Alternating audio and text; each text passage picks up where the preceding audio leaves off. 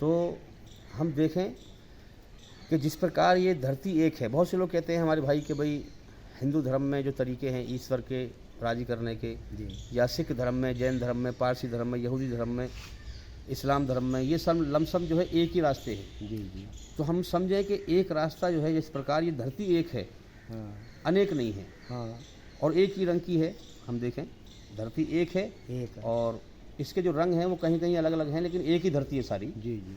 तो जिस प्रकार ये धरती एक है, इसी प्रकार से जो है ईश्वर का रास्ता भी सबके लिए एक ही है। एक ही है।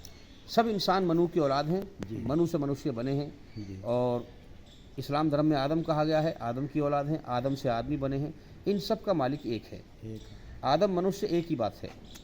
तो इन सब का मालिक जब एक है तो उसकी रचना भी हमारे अंदर रची हुई एक ही है। एक ही है। रचना क्या है? जब हम अच्छा काम करते हैं तो सुकून पैदा कर देता है, और जब बुरा काम करते हैं बेचैनी पैदा कर देता है। जी। तो इस रचना के आधार पर उसने कुरान मजीद में सूरह शम्स में फरमाया है 11 कस्में खाकर कि मरने के बाद हर इंसान मेरी तरफ लौटेगा, जी। और मरने के बाद वही इंसान कामयाब होगा जो मेरी बनाई हुई रचना के आधार पर ये जो किताब मैंने भेजी है आसमान से, कुरान मजीद, पवित्र कुरान मजीद, अपने बुरे कर्मों को इससे बदल लेगा अच्छे कर्मों से। जी। अच्छे कर्म, जो पहले बुरे कर्म करता था इंसान, जी। अच्छे कर्म करके बदल लेगा अपने कर्मों को, हाँ। और अपनी आत्मा को बुराई की गंदगी से पवित्र कर लेगा। पवित्र कर लेगा। अपनी रूह को, अपनी आत्मा को बुराई गंदगी से पवित्र कर लेगा। जी। यानी हमें अपनी जबान को जो है गंदगी बुराई से जो है बचाना है। बचाना। गालियों से बचाएं, चुगली से बचाएं, गीबत से बचाएं, और कानों को बुरा सुनने से बचाएं, हाथों को गलत पकड़ने से बचाएं, अकल को किसी के बारे में गलत सोचने से बचाएं, ईश्वर की धरती पर फसाद ना फैलाएं, जी जी।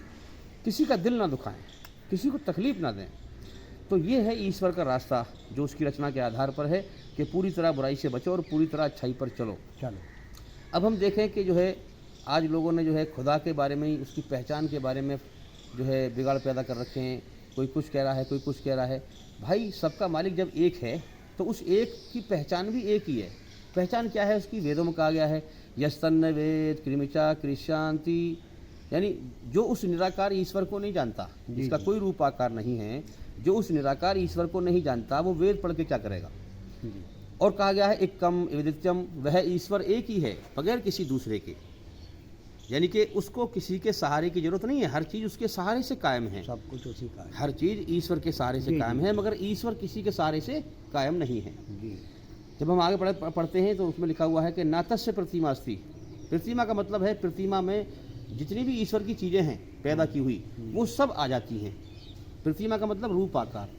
तो जितनी भी चीज़ें रूप आकार की हैं तो ईश्वर आकार से पवित्र है, उसका कोई रूप आकार नहीं है। तो हम ईश्वर को पहचानें और जीवन का मकसद जानें, यही हम चाहते हैं। अभी हमारे चैनल चल रहा है, आप जो है हमारे चैनल से जुड़ें ताकि जो है अंधकार से निकलकर रोशनी में आएँ। और हम सभी धर्मों का जो है ज्ञान बताते हैं लोगों को, सभी धर्मों की किताबों के माध्यम से सच्चा ज्ञान क्या है। तो उम्मीद करता हूँ कि जो है ये वीडियो आपको हमारी पसंद आई होगी और भी आप भी हमारे चैनल से जुड़ें। जी।